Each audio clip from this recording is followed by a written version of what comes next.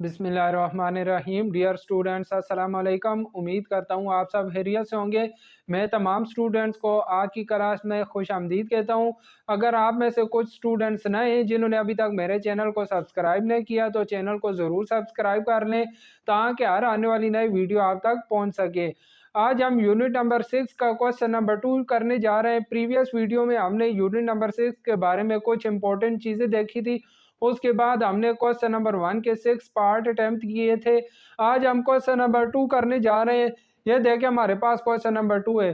Question number 2 में हमें दो मैट्रिक्स दिए हुए हैं, मैट्रिक्स ए और मैट्रिक्स बी दिए हुए हैं। इन दोनों मैट्रिक्स की मदद से हमने क्वेश्चन नंबर 2 के ये तमाम पार्ट्स अटेम्प्ट करने।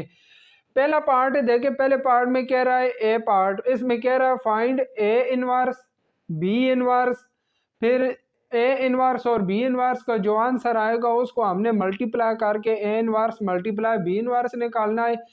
फिर बी इनवर्स और ए इनवर्स को मल्टीप्लाई करके यह चीज़ निकालनी है और फिर हमने ए बी को मल्टीप्लाई करके उसका इनवर्स निकालना है।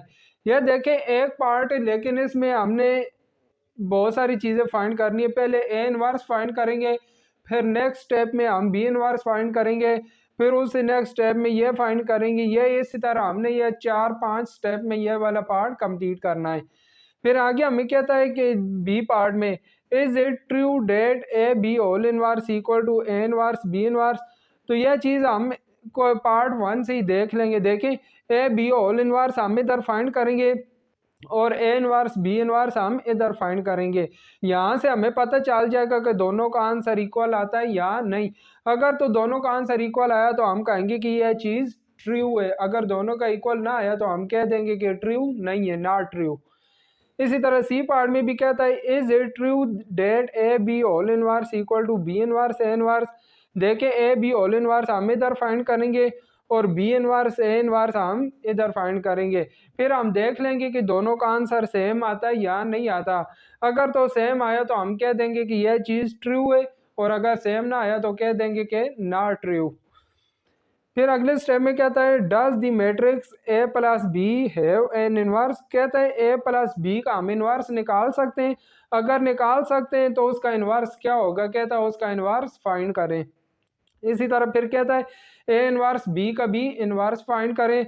तो यह देखिए यह पूरा क्वेश्चन नंबर 2 है जो हमने तकरीबन 7 से 8 स्टेप्स में करना है। स्टेप वाइज करेंगे तो आपने हिम्मत नहीं हारनी, आपने मेरे साथ रहना है क्योंकि हर काम के लिए जो मेहनत और हिम्मत की ज़रूरत होती है।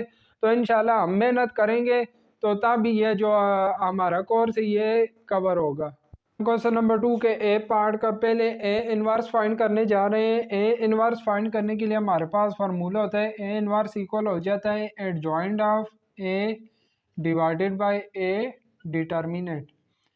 अब मुझे ए इनवर्स फाइंड करने के लिए ये जो मैट्रिक्स है दिया हुआ है इसका एडजॉइंट भी फाइंड करना होगा और इस मैट्रिक्स का डिटर्मिनेंट भी फाइंड करना होगा। पहले मैं डिटर्मिनेंट फाइंड कर लेता हूँ क्योंकि अगर डिटर्मिनेंट हमारे पास 0 हो जाए तो फिर हम कहते हैं कि इसका ए इनवर्स नहीं फाइंड हो सकता। पहले मैं डिटर्मिनेंट फाइंड कर लेता हूँ। तो डिटर्मिनेंट ऑफ ए इक्वल हो जाएगा डिटर्मिनेंट ऑफ 1 3 -1 5 2 3 -2 1 0। मैं क्या करता हूँ रो 1 को एक्सपेंड कर देता हूँ। एक्सपेंडिंग रो 1 को जब एक्सपेंड करेंगे तो पहले 1 आ जाएगा। 1 की सीध में इनको भी छोड़ देंगे, इनको भी छोड़ देंगे। 2 3 1 0 2 3 1 0। पहला प्लस का होता है, अगला माइनस का होता है। तो ये हमारे पास 3 आ जाएगा। 3 की सीध में इनको भी छोड़ देंगे, इनको भी छोड़ देंगे। 5 3 -2 0 5 3 -2 एंड 0। फिर आ गया हमारे पास -1 आ गया। -1 की सीध में इनको भी छोड़ देंगे, इनको भी छोड़ देंगे। 5 2 -2 1 5 2 -2 1। ये हमने रो 1 को एक्सपेंड कर लिया। अब ये डिटर्मिनेंट हम ओपन कर लेते हैं। 1 इसी तरह आएगा। देखें 0 को 2 से मल्टीप्लाई करेंगे 0 हो जाएगा। दरम्यान में माइनस की साइन आती है और 1 को 3 से मल्टीप्लाई करेंगे तो 3 आ जाएगा। आगे -3 यहाँ भी देखिए 0 को 5 से मल्टीप्लाई करेंगे 0, दरम्यान में माइनस की साइन आती है, और -2 को 3 से मल्टीप्लाई करेंगे -6 आएगा, -6, और ये वाली माइनस हमारे पास +6 हो जाएगा। आगे -1, 1 को 5 से मल्टीप्लाई करेंगे 5 आएगा, दरम्यान में माइनस की साइन, -2 को 2 से मल्टीप्लाई करेंगे -4 आएगा, -4 और ये माइनस +4 हो जाएंगे। अब ये देखें 0 -3 होता है, -3 को 1 से मल्टीप्लाई करेंगे तो -3 आ जाएगा, -3 6 से मल्टीप्लाई हो गया -18, और ये 5 + 4 9 हो जाएगा, 9 को -1 से मल्टीप्लाई करेंगे तो -9 आ जाएगा। और ये हमारे पास अगर इन तीनों टर्म्स को हम इकट्ठा करें तो ये हमारे पास -30 आ जाएगा। तो जो ए डिटर्मिनेंट है वो हमारे पास -30 आ गया। अब हमने ए का एडजॉइंट फाइंड करना है। जिस क्वेश्चन में हमारे पास ए का डिटर्मिनेंट अगर 0 आ जाएगा तो फिर हम कहेंगे कि उसका इन्वर्स पॉसिबल नहीं है, फिर हम उस क्वेश्चन को इधर ही छोड़ देंगे। अब हमारे पास -30 आया है, मैं क्या करता हूँ एडजॉइंट फाइंड कर लेता हूँ।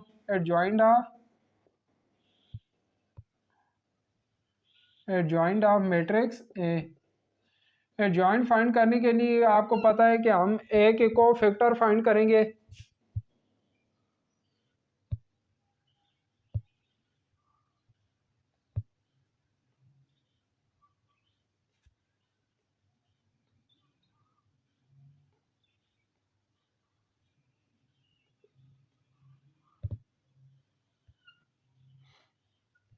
पहला प्लस का होगा, दूसरा माइनस का, तीसरा प्लस, चौथा माइनस का, फिर प्लस माइनस और प्लस, ऊपर ट्रांसपोज आ जाएगा।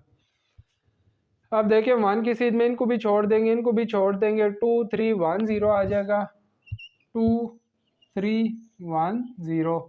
फिर आगे 3 की सीध में इनको भी छोड़ देंगे, इनको भी छोड़ देंगे, 5 3 -2 0, 5 3 -2 0।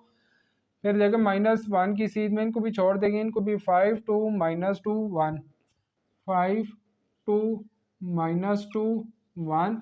अब दूसरी रो पे आ जाएंगे, 5 की सीध में इनको भी छोड़ देंगे, इनको भी छोड़ देंगे, तो 3 -1 1 0, 3 -1 1 0।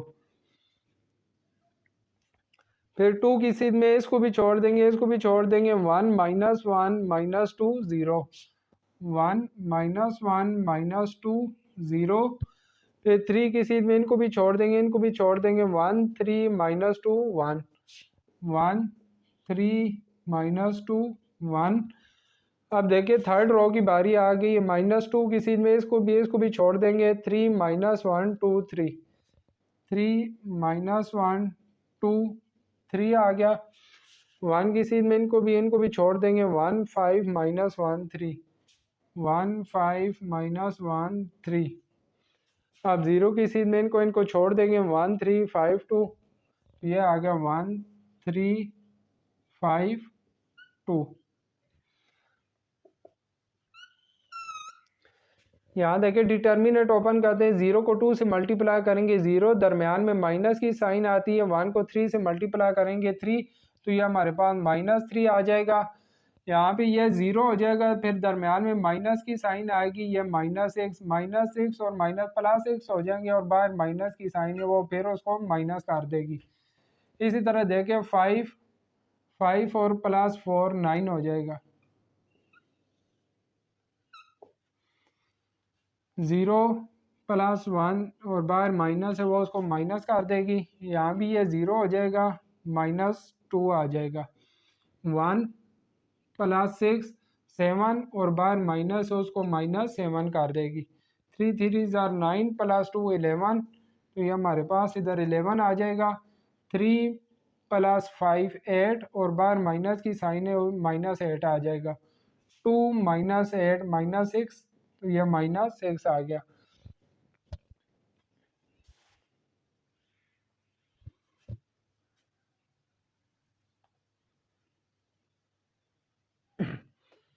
यहाँ पे हमारे पास -13 आता है,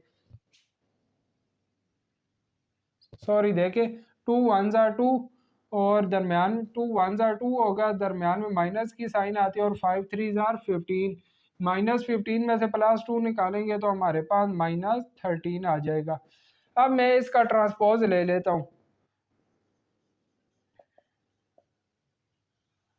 तो देखिए जब ट्रांसपोज लेंगे फर्स्ट रो फर्स्ट कॉलम बन जाएगी -3 -6, sorry first row first column बन जाएगी, यह -3 -6 9, फिर सेकंड रो सेकंड कॉलम बन जाएगी -1 -2 -7, और थर्ड रो थर्ड कॉलम बन जाएगी 11 -8 और -13। यह हमारे पास एडजॉइंट ऑफ ए आ गया।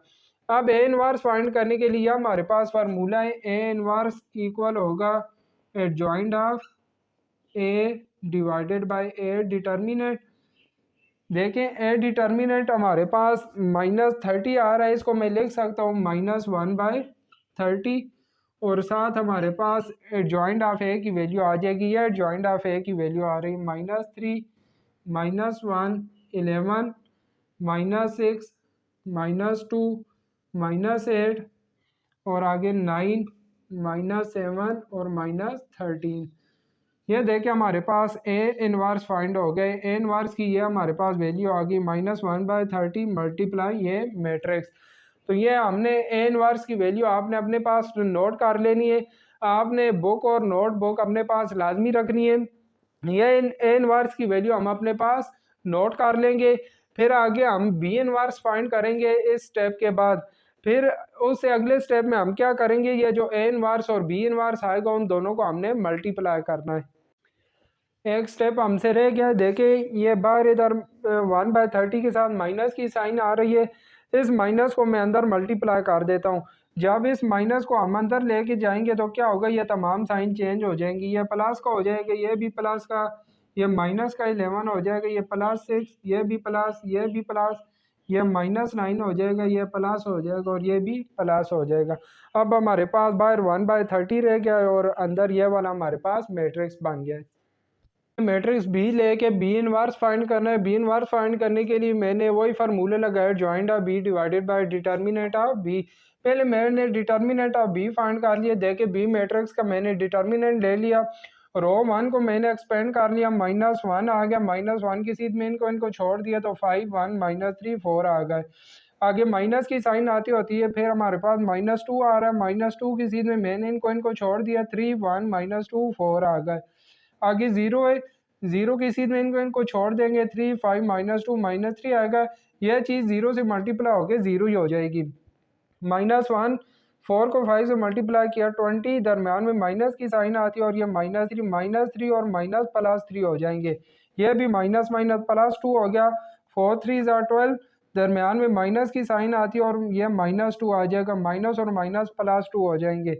ये देखें 20 और +3 23 हो जाएगा और -1 से मल्टीप्लाई होगा, -23, या 14 होगा, 14 को 2 से मल्टीप्लाई करेंगे 28, 28 में से 23 को माइनस किया तो हमारे पास डिटर्मिनेंट ऑफ बी 5 आ गया। अब मैंने एडजॉइंट ऑफ बी फाइंड करना है। एडजॉइंट ऑफ बी के लिए मैंने मैट्रिक्स बी के कोफैक्टर फाइंड कर लिए, ऊपर ट्रांसपोज। इन डिटर्मिनेंट्स को मैंने ओपन किया तो हमारे पास ये चीज़ बन गई। अब इसका मैं ट्रांसपोज लेता हूँ, first row first column, second row second column बन गया और थर्ड रो थर्ड कॉलम। तो एडजॉइंट ऑफ बी के हमारे पास ये वैल्यू आ गई है। ये हमारे पास फार्मूला है। तो डिटर्मिनेंट अभी हमारे पास 5 आ रहा था, इसको मैंने 1/5 लिख दिया, क्योंकि ये डिनोमिनेटर में आ रहा है इसलिए मैंने 1/5 लिखा, और साथ एडजॉइंट ऑफ बी की मैंने वैल्यू लिख ली। तो ये हमारे पास बी इनवर्स आ गया। आप इस बी इनवर्स को भी अपने पास नोट कर लें। अब नेक्स्ट स्टेप में हम क्या करेंगे, ए इनवर्स और बी इनवर्स को मल्टीप्लाई करेंगे। अब देखिए हमारे पास ए इनवर्स की वैल्यू आ गई थी और ये बी इनवर्स की वैल्यू आ गई थी। अब मैं क्या करता हूँ, ए इनवर्स और बी इनवर्स दोनों को मल्टीप्लाई कर लेता हूँ। मैंने A inverse B inverse find करना है। पहले देखें ए इनवर्स आ रहा है तो ए इनवर्स की वैल्यू लिखूँगा 1/30, और इस आगे बी इनवर्स की आएगी। बी इनवर्स के बाद 1/5 आ रहा है, 1/30 और 1/5 को आपस में मल्टीप्लाई कर लेता हूँ, और ये जो दोनों मैट्रिक्स हैं इन दोनों को आपस में मल्टीप्लाई कर देता हूँ। 3 1 -11 6 2 8 -9 7 13 मल्टीप्लाई 23 8 -2 -14 -4 1, फिर आगे 1 1 और 1 आ गए। ये देखिए दोनों बार मल्टीप्लाई होगी, हमारे पास 1/5 को 30 से मल्टीप्लाई करेंगे तो ये हमारे पास 150 हो जाएगा। दोनों मैट्रिक्स को मल्टीप्लाई करने का वही तरीका है, पहले फर्स्ट रो को फर्स्ट कॉलम से करेंगे, फिर फर्स्ट रो को सेकंड कॉलम से। जब फर्स्ट रो को हम फर्स्ट कॉलम से करेंगे मल्टीप्लाई, तो 3 को 23 से मल्टीप्लाई करेंगे तो ये हमारे पास 69 हो जाएगा। 1 को -14 से करेंगे -14 ही आ जाएगा। -11 को 1 से मल्टीप्लाई करेंगे -11। फिर फर्स्ट रो को सेकंड कॉलम से मल्टीप्लाई करेंगे, 3 8 24। 1 को -4 से करेंगे -4, -11 1 से मल्टीप्लाई होकर -11। फिर फर्स्ट रो को थर्ड कॉलम से करना है, -6 आ गया 1 और -11। अब सेकंड रो की बारी आ गई। सेकंड रो को फर्स्ट कॉलम से मल्टीप्लाई करना है, 6 को 23 से मल्टीप्लाई करेंगे, 6 3 18 1 कैरी, 6 2 12 और 1 13 हो गया। फिर आगे 2 को -14 से करेंगे -28 आ जाएगा, 8 को 1 से करेंगे तो +8 आ गया। फिर सेकंड रो और सेकंड कॉलम आ गए, 6 को 8 से मल्टीप्लाई करेंगे तो 48, 2 को -4 से करेंगे -8 और 8 1 8, -12, 2 1 2 और 8 1 8। -9 को 23 से करेंगे, देखें माइनस और इधर प्लस है, माइनस प्लस माइनस आ गए। 9 को 23 से मल्टीप्लाई करेंगे, 9 3 27, 7 लगेगा, 2 कैरी जाएंगे, 9 2 18, 18 और 2 हमारे पास 20 आ जाएगा।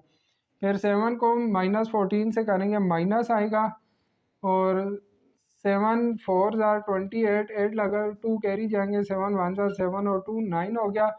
और 13 को 1 से मल्टीप्लाई करेंगे तो 13 ही आ गया। फिर -9 को 8 से करेंगे -72 और ये -28 और यहाँ 13 1 13।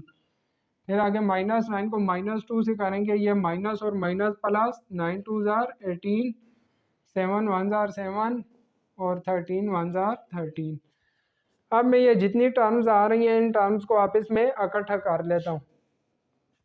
ये देखिए 1/150 बार इसी तरह ही आएगा। अंदर वाली जो टर्म्स है इनको मैं इकट्ठा करके लिख लेता हूँ।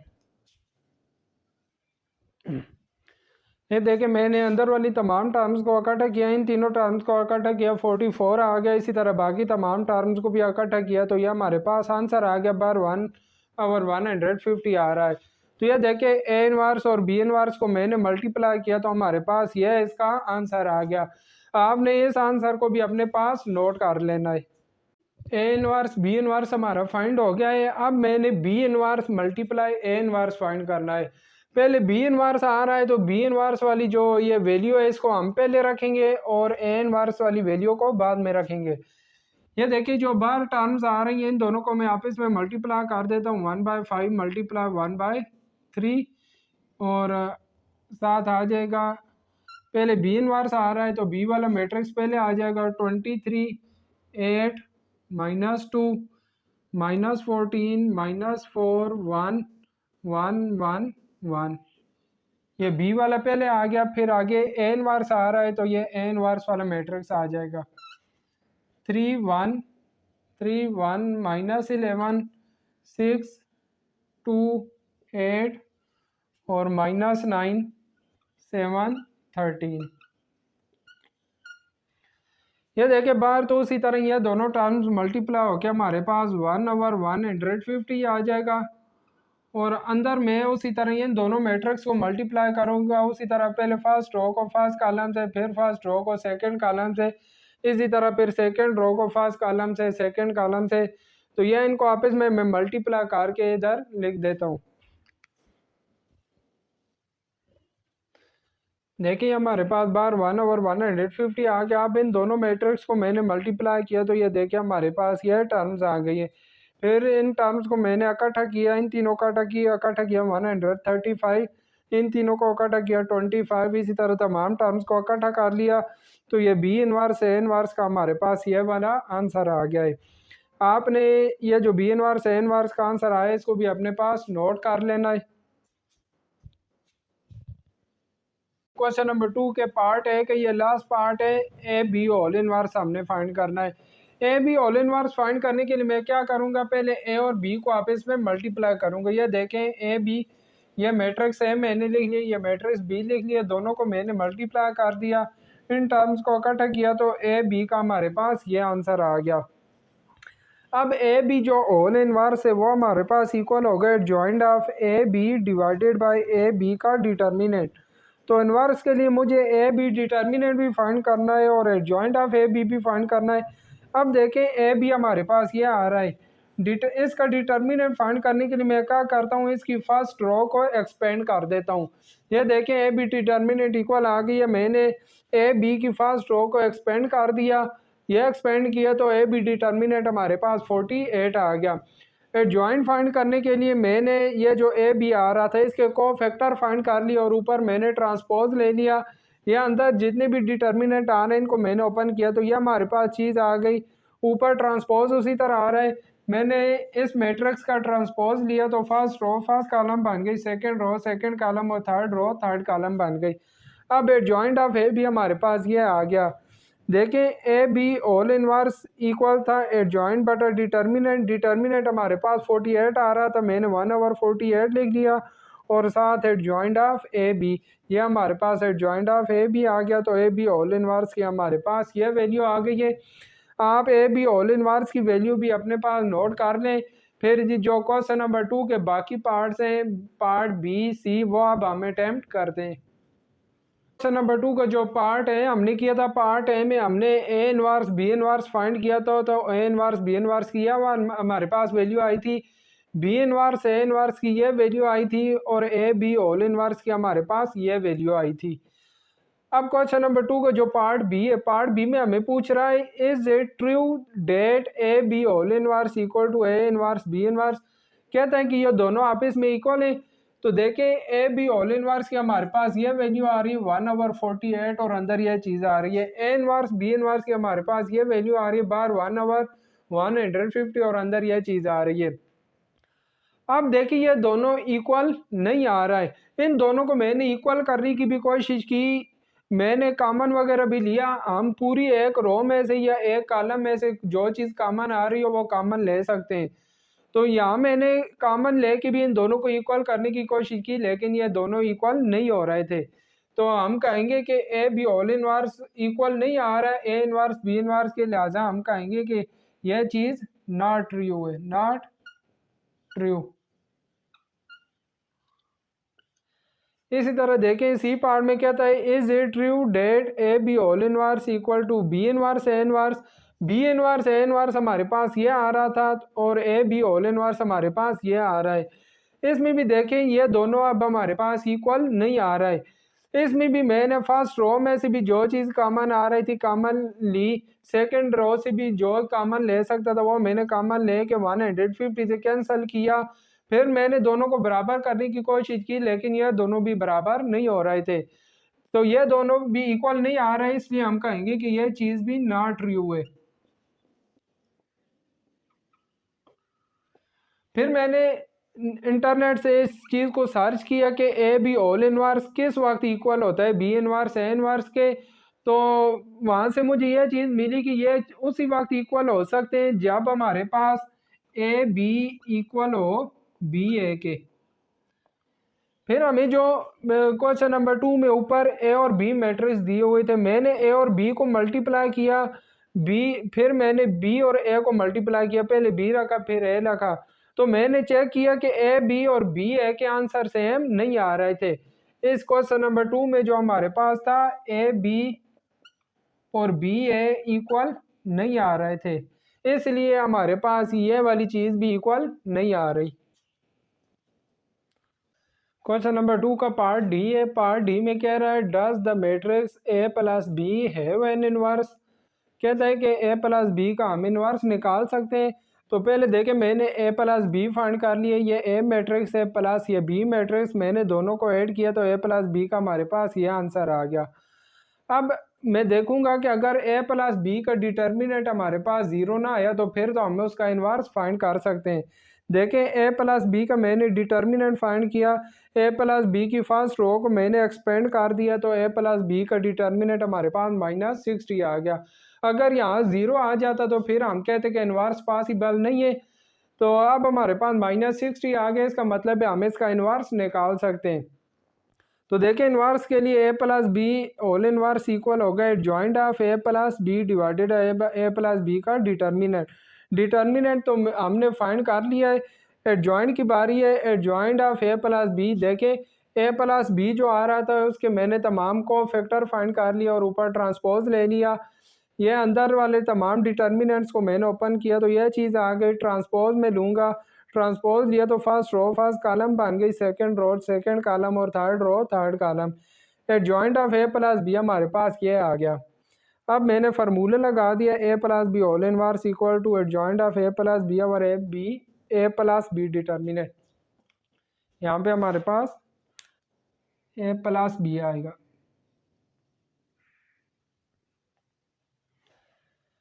तो देखें ए प्लस बी डिटर्मिनेंट हमारे पास -60 आ रहा था, मैंने -1/60 लिख दिया और adjoint of A plus B हमारे पास ये आ रहा था, मैंने साथ इस लिख दिया -1/60 मल्टीप्लाई, यह joint of A plus B की वैल्यू आ गई है। तो A plus B whole inverse हमारे पास इस चीज़ की इक्वल आ गई है, हमारे पास पार्ट डी का आंसर आ गया। क्वेश्चन नंबर 2 का पार्ट ई है। पार्ट ई में देखिए कह रहा है does the matrix A minus B have an inverse, कहते हैं ए माइनस बी का हम इनवर्स फाइंड कर सकते हैं। व्हाट इज इट, उसका इनवर्स क्या होगा।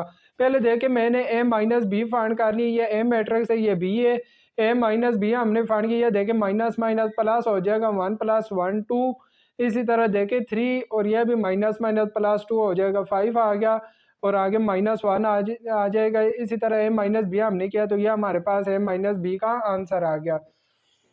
फिर देखिए A minus B whole inverse equal होगा joint of A minus B divided by A minus B determinant. पहले मैंने ए माइनस बी का डिटर्मिनेंट फाइंड कर लिया, मैंने इसकी रो 1 को एक्सपेंड कर लिया, रो 1 को एक्सपेंड किया तो ए माइनस बी का डिटर्मिनेंट हमारे पास -40 आ गया। फिर मैंने adjoint of A minus B किया, ए माइनस बी के मैंने तमाम को फैक्टर फाइंड कर लिया और ऊपर ट्रांसपोज ले लिया। ये देखे अंदर मैंने डिटर्मिनेंट्स को ओपन किया तो ये हमारे पास चीज़ आ गई, ऊपर ट्रांसपोज, ट्रांसपोज मैंने इस मैट्रिक्स पे अप्लाई किया तो फर्स्ट रो फर्स्ट कॉलम बन गई, सेकंड रो सेकंड कॉलम और थर्ड रो थर्ड कॉलम बन गई। अब A minus B whole inverse equal आ जाएगा, ये देखें 1/8 ए माइनस बी डिटर्मिनेंट हमारे पास -40 आ रहा था और यह joint of A minus B आ गया। तो A minus B whole inverse का हमारे पास ये वाला आंसर आ गया है। क्वेश्चन नंबर 2 के तमाम पार्ट्स हमारे कंप्लीट हो गए। तो आज के लिए इतना ही काफ़ी है क्योंकि क्वेश्चन नंबर 3 थोड़ा लेंथ ही हो गया है। आप हमने क्वेश्चन नंबर 2 के जितने पार्ट्स किए हैं इनकी प्रैक्टिस करना ताकि आपको अच्छी तरीके से तैयार हो जाएं। तो आगे जो क्वेश्चन नंबर 3 है वो इंशाल्लाह हम नेक्स्ट वीडियो में करेंगे। तब तक के लिए अपना ख्याल रखिएगा। अल्लाह हाफिज़।